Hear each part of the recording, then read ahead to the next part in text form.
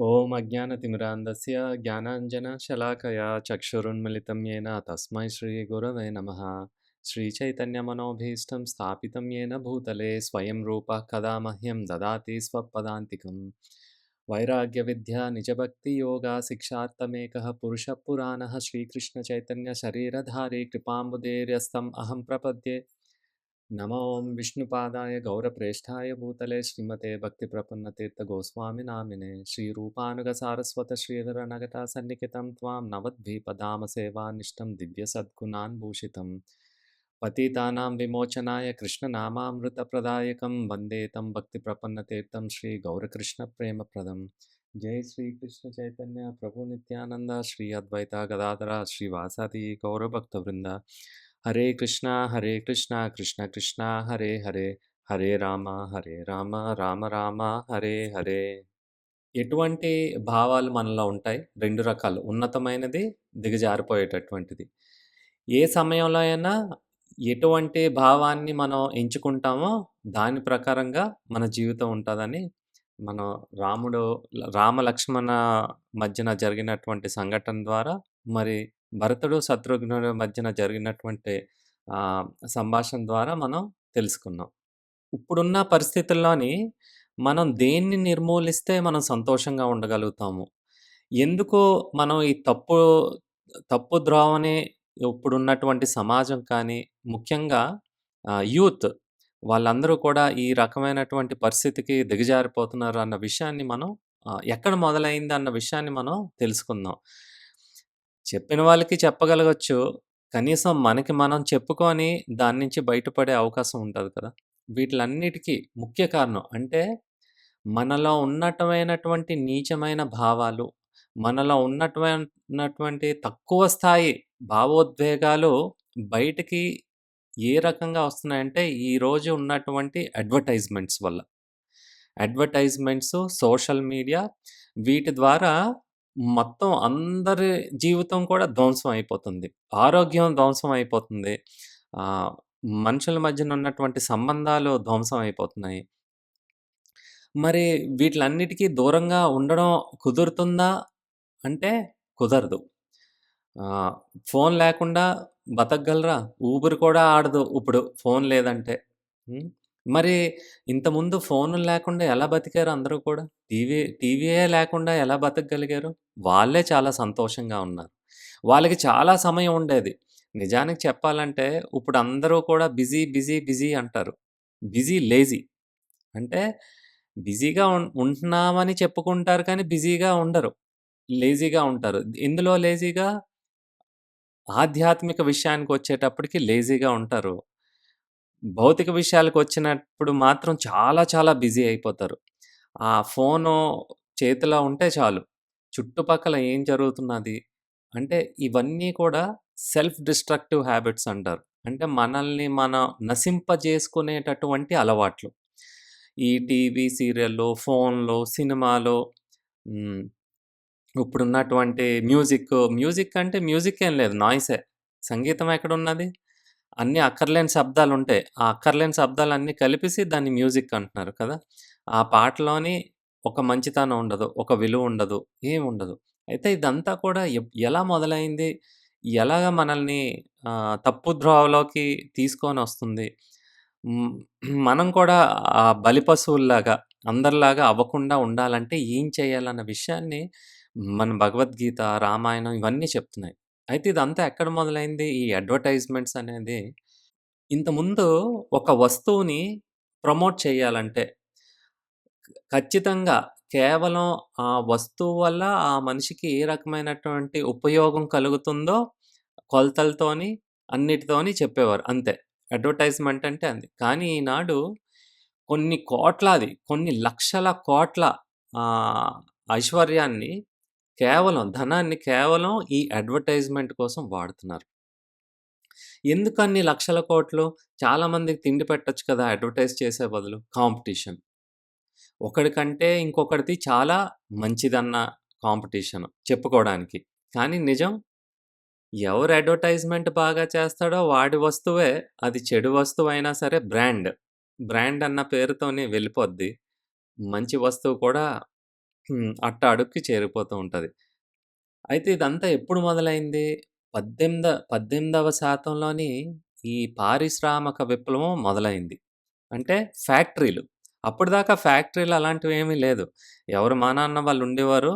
ఎవరు పంటాలు పండించుకుండేవారు. ఎవరి తిండి వాళ్ళు తినేవారు. అందరూ కూడా సంతోషంగా ఇంట్లోనేంటి, బయటేంటి అసల కాంపిటీషన్ లేదు. నీకు 2 మేడలున్నాయా? నాకు 4 మేడలున్నాయా? అని కూడా లేదు. ఉండడానికి తలదాచుకోవడానికి పైన రూఫుంటే చాలు. ఇంకోటి ఏ అవసరం వచ్చేది కాదు. ఎంత ఇబ్బందుల్లో ఉన్నా ఎవ్వరైనా సాయం చేసేవారు. ఇంట్లో వాళ్ళు చేసేవారు, పక్క వాళ్ళు చేసేవారు. ఇప్పుడు ఒకే అపార్ట్‌మెంట్‌లో ఉంటాం. 8,000 మందుంటాం. ఎవడికి ఎవడు కూడా తెలీదు. పక్క పక్కనే ఉంటాం. మొఖాలు కూడా చూసుకోము. అంటే పలకరిస్తే మళ్ళీ ఏం అడిగేస్తారో, ఏం సహాయం అడుగుతారో, పక్క వాళ్ళతో ఎందుకు, ఎదురింటి వాళ్ళతో ఎందుకు, ఆప్యాయంగా మాటాడలేం. ఒకసారి మనం అలవాటు చేస్తే ఏమో మన ఇంట్లో ఏం దోచుకెళ్ళిపోతారో, రకరకాలటువంటి అనుమానాలు, అనుమానాలే కాదు నిజం కూడాన. ఎవరి వల్ల ఏ అపాయం ఎప్పుడు జరుగుతుందో తెలియట్లేదు. పక్క వాళ్ళే వచ్చి చంపేస్తున్నారు పక్కింటి వాళ్ళని. ఆహ్, ఏది కూడా ఏమంటారు అన్‌సర్టెనిటీ అంటారు. ఎప్పుడు ఎలా ఉంటదో, ఏం జరుగుతుందో మన జీవితానికి తెలీదు.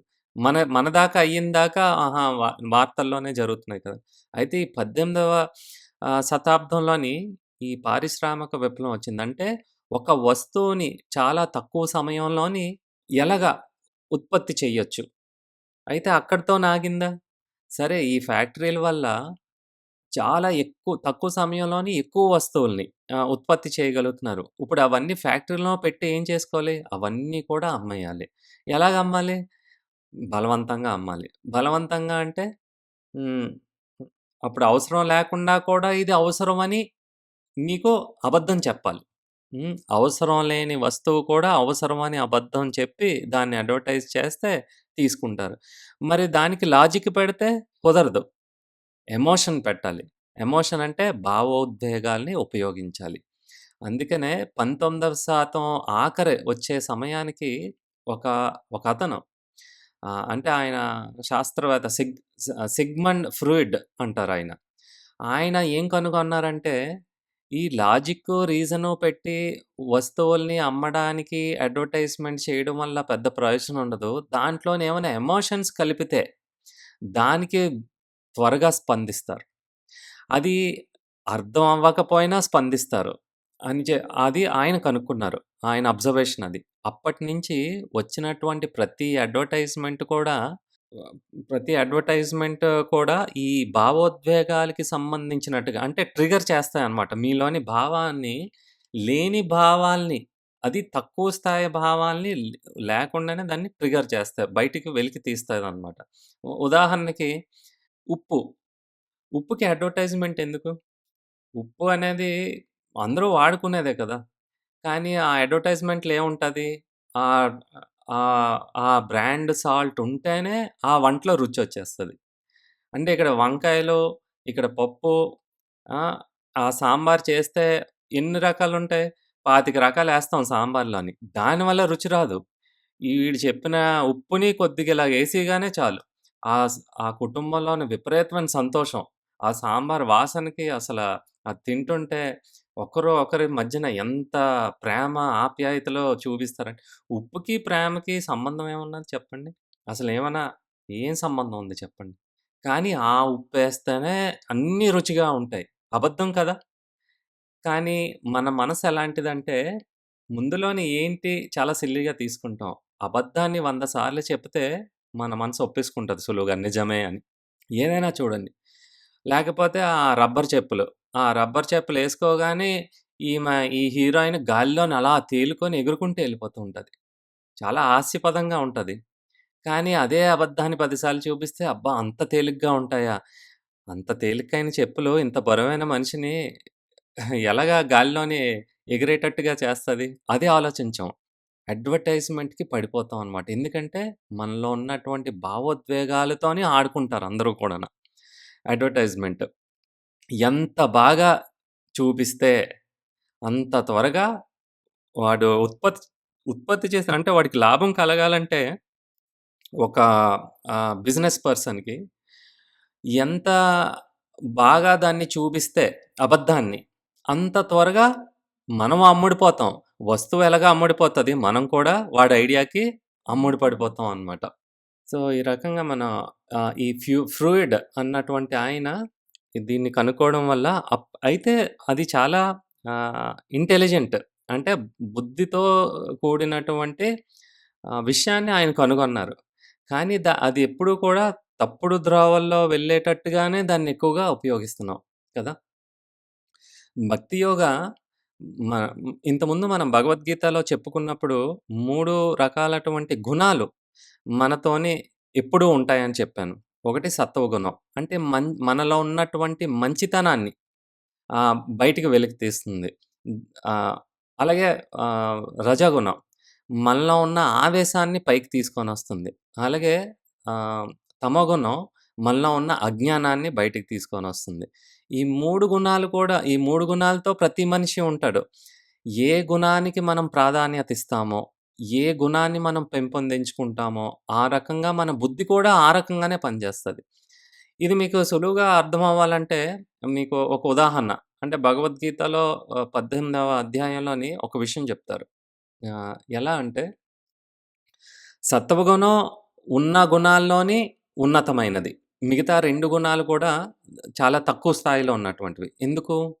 సత్వగుణం ఒక మనిషికి ఎప్పుడు ఏం చెయ్యాలి? ఏ విధంగా ఉండాలి? ఏ ఏ ఏ పనిని మనం చేపట్టకూడదు? మనల్ని ఎలా నశింపజేస్తది? లేకపోతే మన కుటుంబాన్ని ఎలా నశింపజేస్తది? మన సమాజాన్ని ఎలా నశింపజేస్తది? అన్న భేదాన్ని చాలా స్పష్టంగా చూపిస్తది సత్వగుణంలో ఉన్నవారికి. ఇదిగో ఇది ఖచ్చితంగా ఇది తప్పు. ఇదిగో ఇది ఖచ్చితంగా ఇది ఒప్పు. మంచిది. అన్న విషయాన్ని చెప్తది. మిగతా 2 గుణాలు దీనికన్నా తక్కువ స్థాయివి. అంటే ఆవేశంతోని అప్పుడు ఏం చేయాలనుకున్నాడో అది చేయడం కోసం వాడి బుద్ధిని అలా వాడుకుంటాడు. అలాగే అజ్ఞానంలో ఉన్నాడు చెడు పనులు, చీకటి పనులు చేయడానికి ద ఆ రకంగా వాడి బుద్ధి షార్ప్‌గానే ఉంటది. బుద్ధి అందరిది కూడా షార్ప్‌గానే ఉంటది. కానీ ఎటువైపు వెళ్ళిపోతుందనేది చాలా ఇంపార్టెంట్ ఇక్కడ.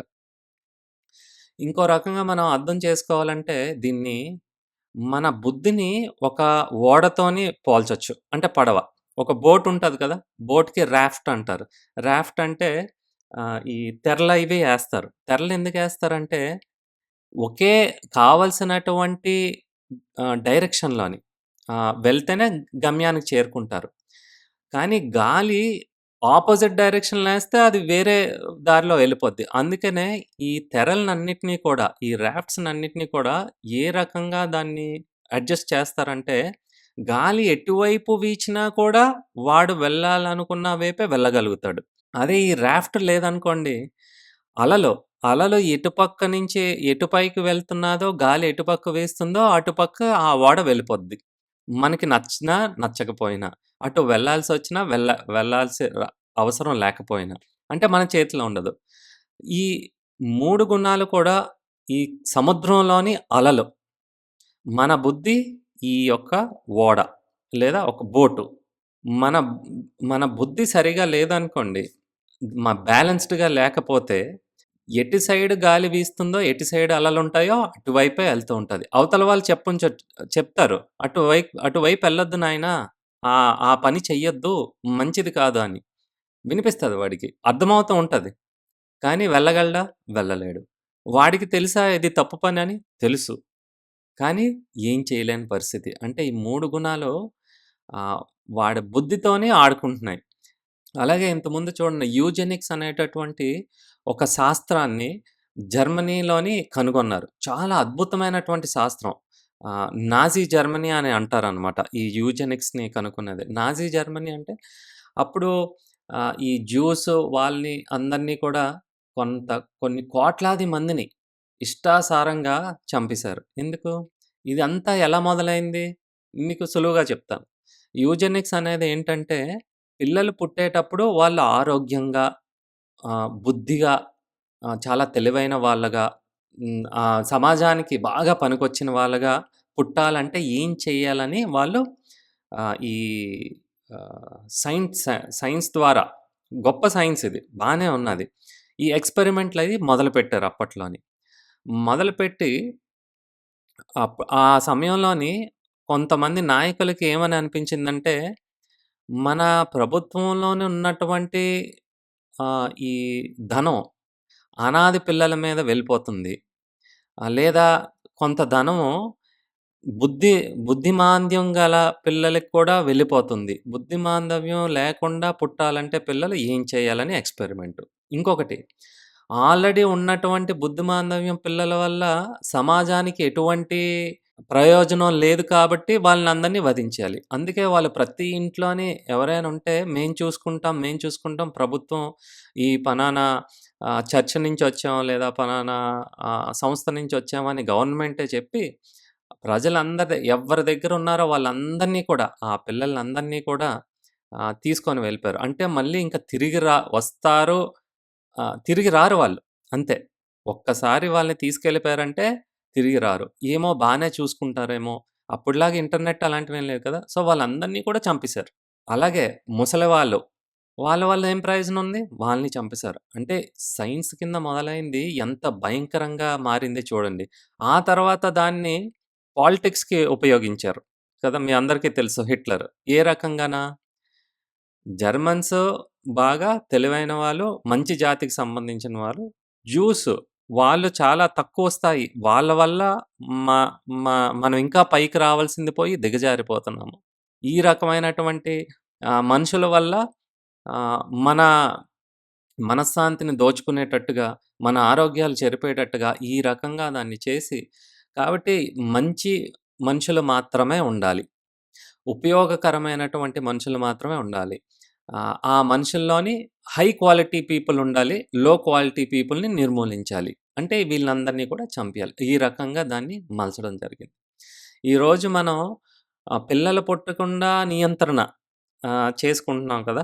పిల్లలు పుట్టకుండా నియంత్రణ ఎవడో ఎక్కడో కనిపెట్టింది కాదు. ఈ జర్మన్స్ ఎంతోమంది జూయిష్ కొన్ని వేల, లక్షల ఆడవాళ్ళని ఇష్టాసారంగా చంపి, వాళ్ళ మీదన ప్రయోగాలు చేసి, పిల్లలు పుట్టకుండా ఎలా చేయాలి అన్న విషయాన్ని కనుగొన్నారు. మరి జర్మనీస్ అంతమందిని అయ్యో పాపం! అలా రకంగా ఇష్టాసారంగా చంపేసారని మాట్లాడుకుంటాం కానీ, ఈరోజు వాళ్ళు కనిపెట్టిందే కదా ప్రపంచం అంతా కూడా ఫాలో అవుతుంది. ఈ కుటుంబ నియంత్రణ. కుటుంబ నియంత్రణ ఎవరో కనిపెట్టింది కాదు. అసలు మన భారతదేశంలో అలాంటిది అవసరమే లేదు. ఆహ్, ఎంతమంది పుట్టినా ఏదో రకంగా వాళ్ళని చూసుకుంటారు. ఒకసారి గర్భవతి అయిందంటే ఆ పిల్లని ఏదో రకంగా చంపాలని అనుకోరు. అంత ధైర్యం ఎవరికీ లేదు. ఎందుకంటే శిశువు ఉన్నాదంటే ప్రాణంతో ఉన్నది. ఒక మనిషి విలువ అందరికీ అర్థమయ్యేది.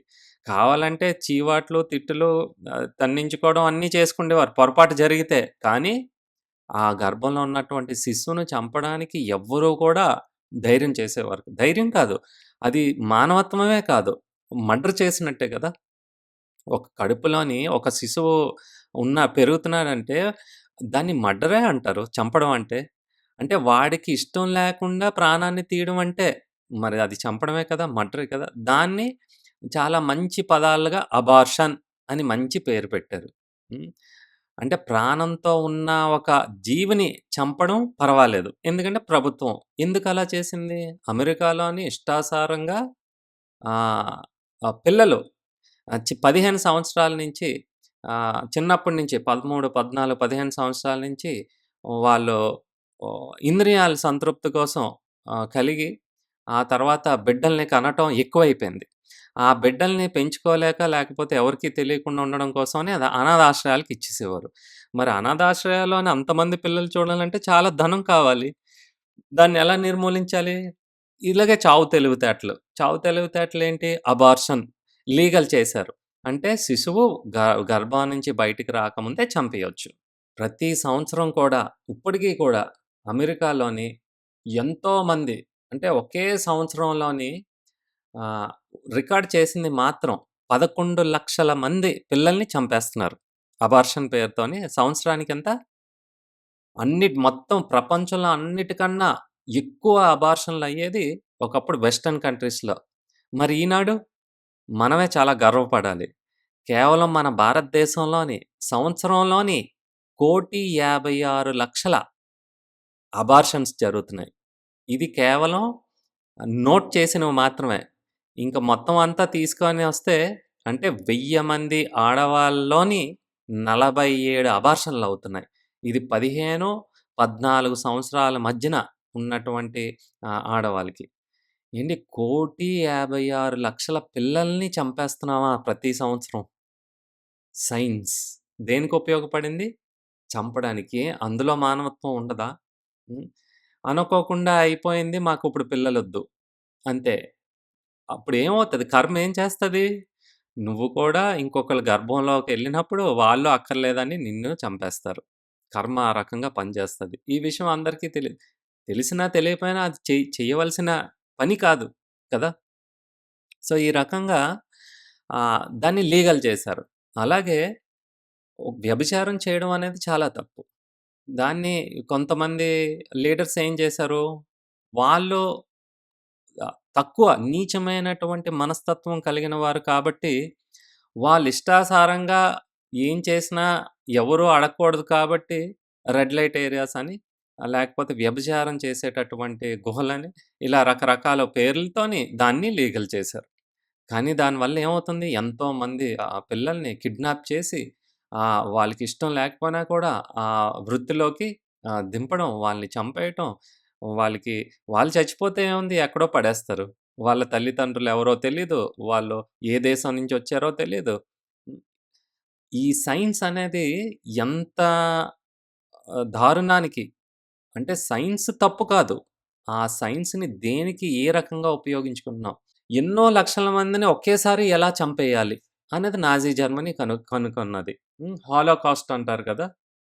ఈ గ్యాస్ చాంబర్‌లయ్యి పెట్టేసి పిల్లలని లేదు, ఆడవాళ్ళని లేదు, మగవాళ్ళని లేదు.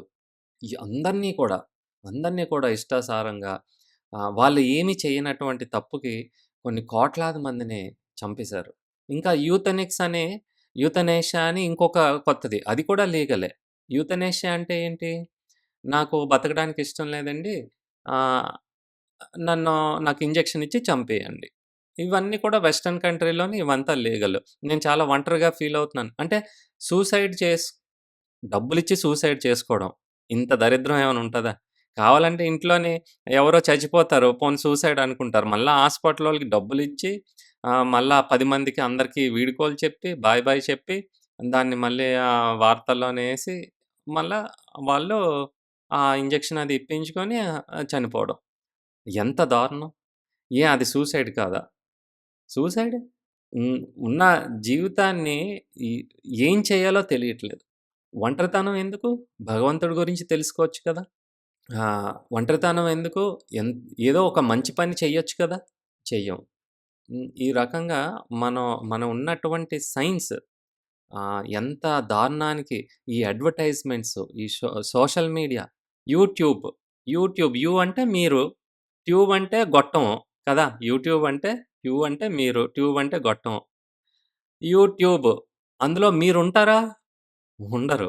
మీరు తప్పించి మిగతావన్ని విషయాలుంటాయి. మీరు తప్పించి మిగతా వాళ్ళందరి గురించి ఉంటాయి. అయినా కూడా యూట్యూబ్ అని పేరు పెట్టడంతో మీదే, నాదే అనేసి పొద్దున్నుంచి రాత్రి దాకా ఏం చేయాలో తెలియక అందులోనే ఆ ట్యూబ్‌లోనే ఆహ్, మనం చిక్కుపడిపోతాం. ఆ గొట్టంలోంచి బయటకొచ్చే అవకాశం లేదింక. ఇంకా మరిప్పుడున్నటువంటి పిల్లలు, తర్వాతి తరాల పిల్లలు కూడా ఆ ట్యూబ్, ఆ గొట్టంలోంచి మాత్రం బయటకు వచ్చే అవకాశం లేదు. ఉన్నాదంటే ఎవరైనా కానీ రామాయణాన్ని చదివితే, ఈ భగవద్గీతాన్ని చేపట్టినట్టయితే, వాళ్ళు వీటి నుంచి రక్షించుకోగలుగుతారు. వాళ్ళ జీవితం నాశనం అయిపోకుండా ఉంటది. కాబట్టి మన పిల్లలకి ఒక క్రమశిక్షణ అనేది నేర్పించాలి. పిల్లల క్రమశిక్షణ అంటే అరవటం, తిట్టేయడం కాదు. ముందు మీరు క్రమశిక్షణలో ఉండాలి.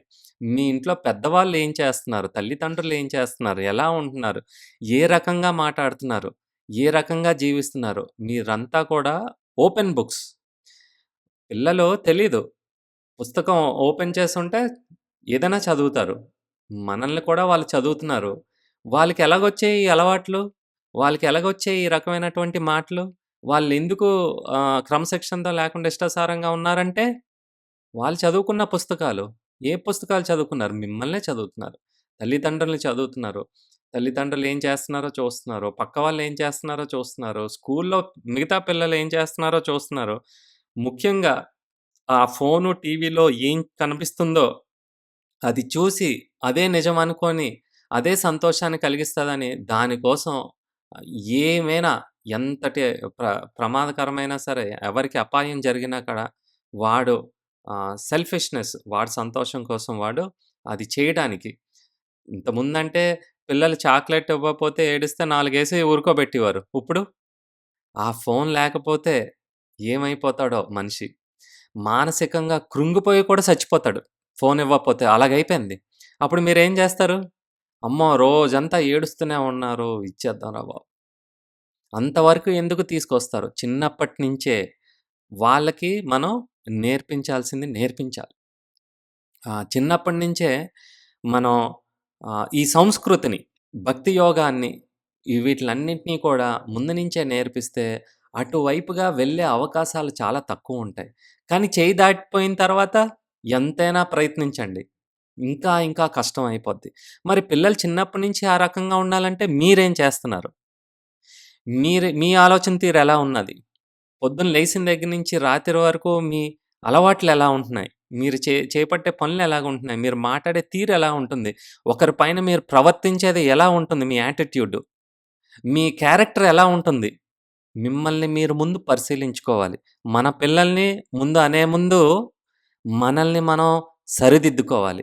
మనం సరిదిద్దుకొని అప్పుడు వాళ్ళకి చెప్పామంటే వాళ్ళ మనసులో స్ఫూర్తి కలుగుతది. నువ్వో మాట అంటావు, ఇంకో రకంగా ఉంటావు. చెల్లదు. చెల్లదు. కనిపిస్తది. ప్రతీదీ కనిపిస్తది. పిల్లలే కదా! ఏముందిలే 4 అంటే ఊరుకుంటారు. బయటికి వాళ్ళు సైలెంట్‌గా ఉన్న ఒక సమయం వస్తది. తర్వాత మనల్ని సైలెంట్ చేస్తారు. ఇవన్నీ ఎందుకు మనకి? అందుకోసమే చెయ్యి దాటిపోకముందే పిల్లల్ని మీరు దీన్నే సంరక్షించుకోవడం అంటే 4 గోడల మధ్యన తాళాలేసి జాగ్రత్తగా ప్రొటెక్షన్ కాదు. వాళ్ళ మనసుకి, వాళ్ళ మైండ్‌కి ఆ మొబైల్‌లో ఏం చూస్తున్నారో దాని నుంచి ఎలాగ వాళ్ళని కాపాడేది? ఎలాగ సంరక్షించేది వాళ్ళని? అది నిజమైన సంరక్షణ అంటే. అంతేకాని ఎ ఎవ్ 4 వాచ్‌మ్యాన్‌లు, పెద్ద పెద్ద తాళాలు, ల్యాప్‌టాప్ కొంతమంది ఆయాల్ని పెట్టేస్తే వాళ్ళకి సేఫ్టీ ఉండదు. తలకాయకి సేఫ్టీ ఎక్కడున్నది? మనసుకి సేఫ్టీ ఎక్కడున్నది? శరీరానికి సేఫ్టీ ఇస్తే సరిపోద్దా? వాడు శరీరాన్ని వాడే నాశనం చేసుకుంటాడు కదా! అందుకోసమే అయితే మనం ఈ 3 గుణాల మధ్యనే ఉండిపోవాలా? ఈ 3 గుణాల మధ్యనే ఉండనక్కర్లేదని భగవద్గీత చెప్తుంది. రామాయణం చెప్తున్నది. ఈ 3 గుణాలకి అతీతంగా ఉండేది దివ్య గుణం. అది ఆత్మకి సంబంధించింది. మరి 3 సత్వగుణం, రజోగుణం, తమోగుణం దేనికి సంబంధించింది? మనసుకు సంబంధించింది. అంటే మీరు సూటిగా చూసారంటే ఒక రకంగా కనిపిస్తది. అద్దాలు మార్చారనుకోండి, పచ్చటి అద్దాలేసుకుంటే ప్రపంచం అంతా పచ్చగా కనిపిస్తది. ఆ! నీల రంగు అద్దాలేసుకుంటే ప్రపంచం అంతా నీలంగా కనిపిస్తది. అలాగే మీ మనసు ఏ గుణంలో ఉన్నాదో ఈ ప్రపంచం అంతా కూడా ఆ రకంగా కనిపిస్తది. అంటే గుణం అనేది కళ్ళజోడు లాంటిది. మీ కళ్ళజోడు సరిగ్గా తుడుచుకోలేదనుకోండి సరిగ్గా కనిపించదు. అదే బావుంటది కదా అని రంగు రంగు కళ్ళజోడులేసుకున్నారనుకోండి, ఉన్నది ఉన్నట్టుగా కనిపించదు. వేరే రంగులో కనిపిస్తూ ఉంటది. అలాగే మన ఆత్మ ఒక్కటే ఉన్నది ఉన్నట్టుగా చూడగలుగుతది. ఈ 3 ఈ మూడిటి నుంచి అతీతమైనటువంటి ఆ దివ్య గుణానికి వెళ్ళాలంటే అంటే ఆత్మ కూడా ఇప్పుడు ఈ అద్దాల పైన ధూళి ఎలా కప్పబడి ఉంటదో, ఉన్నది ఉన్నట్టు ఎలా చూడలేకపోతుందో, ఈ ఆత్మ కూడా దాని యొక్క చైతన్యాన్ని మనమే ఈ రకరకాల ప్రోగ్రాములతోని, అడ్వర్టైజ్‌మెంట్‌లతోని ఆహ్, సినిమాలతోని ఇప్పుడున్నటువంటి సోషల్ మీడియాతోని అంతా ధూళి పట్టేసింది. అందుకే సరిగ్గా కనిపించట్లేదు. ఉన్నదున్నట్టుగా కనిపించట్లేదు. అందుకే మనం చూసే విధానం, మన కళ్ళజోళ్ళు సరిగా ఉండట్లేదు. మనం చూసే విధానం సరిగా ఉండట్లేదు. మనం చేసిందే కరెక్ట్ అన్నట్టుగా దాన్ని సముదాయించుకొని, అదే తప్పుడు పనిని మళ్ళీ చేస్తున్నాం. అందుకోసమే ఇక్కడ రాముడు లక్ష్మణ్‌తోని ఉన్నతమైనటువంటి స్వభావాన్ని పెంపొందించుకో లక్ష్మణ అని చెప్పారు. దిగజారిపోయినటువంటి అక్కర్లేనటువంటి మనం రోజులో చూసుకుంటే రోజంతట్లోని అనవసరమైనటువంటి పనులే ఎక్కువ చేస్తాం. అనవసరమైనటువంటి ప్రోగ్రామ్‌లే ఎక్కువ చూస్తాం. ఒక సినిమాని చూసామనుకోండి, ఇప్పుడున్న సినిమాలన్నీ ఏంటి? రక్తం పరిగెట్టాలి. హ్మ్. అక్కడ రక్తం ప్రవహిస్తది సినిమాలోని. ఇక్కడ మన ఒంట్లో రక్తం పరిగెట్టాలి. బీపీలు, షుగర్‌లు ఎందుకొస్తున్నాయి? ఒక్కసారి ఆలోచించండి. ఒక జీవిత ప్రమేయంలో జరగాల్సినటువంటి భావోద్వేగాలు, భావోద్వేగాలు మీలోని ఆ అనుభవం మీకు రావాలంటే, మీ శరీరంలో మార్పులు జరగాలి. ఆ రసాయనాలు ఆ రకంగా మార్పు చెందాలి. అంటే మీలో ఉన్నటువంటి రక్తం ఎక్కువ, తక్కువ అవుతూ ఉండాలి. ఇది చాలా తక్కువ సమయంలో అంటే ఒక గంట, 2 గంటలు చూసినటువంటి సినిమాలోని ఎన్ని సార్లు రక్తం పైకెళ్తూ ఉంటది, పడిపోతూ ఉంటది. పైకెళ్తూ ఉంటది, పడిపోతూ ఉంటది. దీనివల్ల మీ నర్వస్ సిస్టమ్ దెబ్బతింటది. నర్వస్ సిస్టమ్ దెబ్బతిన్నదంటే తొందరగా నీరసించిపోతారు. తొందరగా ఆయాస పడిపోతూ ఉంటారు. అలిసిపోతూ ఉంటారు. ఇంకా కళ్ళతోని ఏ వస్తువునైతే ఎక్కువగా చూస్తారో మీలో ఉన్న ఎక్కువ శక్తి దేనికి వేస్ట్ అవుతుందంటే దృష్టికి. వినటం వల్ల మీకెక్కువ శక్తి మీరు కోల్పోరు. ఆహ్, వాసన పీల్చడం వల్ల ఎక్కువ శక్తి కోల్పోరు. నాలుక ఉపయోగించడం వల్ల కూడా ఎక్కువ శక్తి కోల్పోరు. కానీ కళ్ళని, దృష్టి దేనికి ఉపయోగిస్తారో ఆ దృష్టి వల్ల ఎక్కువ శక్తిని మనం కోల్పోతాం. కానీ మనం ఆ కళ్ళని దానికోసమే ఆహ్, అంటించేస్తాం కదా! మొబైల్‌కి, గ్యాడ్జెట్‌లకి, టీవీలకి అలా కళ్ళు అంటిపోతాయి. దాన్ని తీయలేమేమో అనిపిస్తది ఒక్కొక్కసారి. పక్కన ఏం జరిగిపోతున్నా అక్కర్లేదు. ఆ ప్రోగ్రామ్ చూసేయాలి. దీనివల్ల ఏమవుతుంది? బీపీ ఒస్తది, షుగరొస్తది. అన్ని అనారోగ్యాలు, అక్కర్లేని కోపాలు. అంటే వాడికి నచ్చిన ప్రోగ్రాము చూడ్డానికి ఆ రోజు అవ్వకపోతే కోపమొస్తది. అది పక్కన పెట్టి చదవమంటే కోపమొస్తది. హ్మ్. పిల్లలెందుకు మనం అంతే కదా! అన్నీ పక్కన పెట్టి ఆ యూట్యూబ్‌లోని మనం పడిపోయి తప్పడిపోతాం. పూర్తిగా తప్పడిపోతాం. సమయం ఎలాగైపోయిందో మనకే తెలీదు. మన మన బుద్ధిని దేనికి ఉపయోగిస్తున్నాం? అంటే అలలు ఎటువైపు వెళ్తున్నాయో ఆ సముద్రంలోని ఎటు తీసుకెళ్తాదో అటు వెళ్తున్నాం. అంతేకాని మనం ఎటువైపు వెళ్దాం అనుకుంటున్నాం అటు వెళ్ళలేము. మన గమ్యానికి ఎప్పుడైనా చేరుకుంటామా? ఎప్పటికీ చేరుకోలేము. అందుకే ఈ రామాయణం అనేటటువంటి డైరెక్షన్‌లో మీ మీ బుద్ధి ఏ రకంగా ఉండాలి? ఆ రాఫ్ట్స్ ఆ తెరలన్నీ కూడా ఈ రామాయణానికి సంబంధించినట్టుగా మీరు వేసుకున్నట్టయితే మీ ఓడకి ఎటువైపు అలలొచ్చినా పర్వాలేదు. మీ గమ్యానికి మీరు చేరుకుంటారు. సీతారాముని పాదాల్ని ఖచ్చితంగా మీరు చేరుకుంటారు. మీరు దర్శనం చేసుకుంటారు. కాబట్టి ఈ అడ్వర్‌టైజ్‌మెంట్స్‌కి పోయి ఇంటిలోని ఇష్టాసారంగా అక్కర్లేనటువంటి సామాన్లు అది ఎందుకో అవసరం ఉంటాయో తెలీదు. ఎందుకో అవసరం ఉంటది. చూద్దాం అని అలాగా పేరుకుపోతూ ఉంటాయి. మన బుర్రలో అక్కర్లేనటువంటి విషయాలు ఇంట్లోని వస్తువులు పెరిగిపోతున్నాయి. ఇరుకైపోతుంది. మరి మన బుర్రలో కూడా అక్కర్లేని విషయాలు ఎక్కువైపోతున్నాయి. ఈ టీవీ, మీడియా ఇవన్నీ చూసి ప్రకటన. న్యూస్‌లోని అబద్ధం కూడా నిజంగా ఉన్నట్టుగా చెప్తే చాలు నమ్మేస్తాం. ఒకరి పైన ఇంకొకరి మీద ద్వేషం పెంచాలంటే మనకేం తెలుసు అక్కడేం జరిగిందో? వాడు ఏం చూపిస్తాడో, దాని ఎనకాల ఏం మాటాడతాడో అదే నిజమని మనం నమ్మేస్తాం. వీటి జోలికి వెళ్ళొద్దు. నిజంగా మీకు మంచి న్యూస్ కావాలంటే ఆధ్యాత్మిక వార్తల్ని వినండి. భౌతిక వార్తల్ని వినొద్దు. మన జీవితం మనమే ధ్వంసం చేసుకుంటాం. నాశనం చేసుకుంటాం. ఆధ్యాత్మిక వార్తలు ఎందులో ఉంటాయి? రామాయణంలో ఉంటది. భగవద్గీతలో ఉంటది. శ్రీమద్ భాగవతంలో ఉంటది. చైతన్య చరితామృతాలో ఉంటది. రోజుకి ఆ వార్తలు చదవండి. ఆ వార్తలు చదివితే ఆ లోకంలోని ఏం జరుగుతున్నది? కృష్ణ లోకంలో ఏం జరుగుతుంది? అయోధ్య లోకంలో ఏం జరుగుతున్నదిప్పుడు? అవన్నీ కూడా మనకు తెలుస్తది. అంతేకాదు ఆ ప్రదేశం గురించి తెలుసుకున్న తర్వాత మన మనసు ఎప్పుడు కూడా ఎప్పుడెప్పుడెళ్తాం ఆ లోకానికి, ఆ లోకానికి ఎలా వెళ్ళాలో అన్న విషయాలు కూడా అందులో ఉంటాయి. ఎవరు మిమ్మల్ని దగ్గరుండి తీసుకెళ్తారో అన్న విషయం కూడా ఉంటది. మరి తెలుసుకోవడానికి ప్రయత్నిస్తే కదా మనం ప్రయత్నించాలి. అందుకే ఈ పని మీదే మనం ఉన్నామనుకోండి, ఖచ్చితంగా ఈ ఒక్క జీవితంలోనే మన గమ్యానికి మనం చేరుకోగలుగుతాం.